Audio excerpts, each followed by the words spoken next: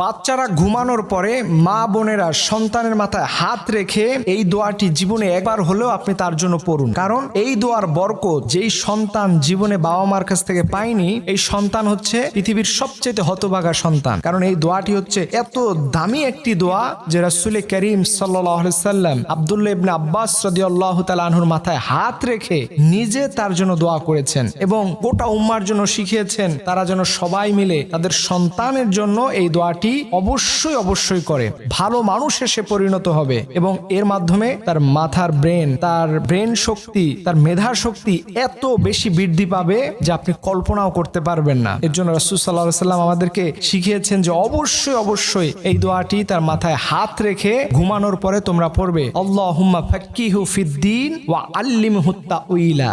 এই দোয়াটি আপনি আপনার সন্তানের মাথায় হাত রেখে জীবনে একবার হলে আপনার পড়া উচিত।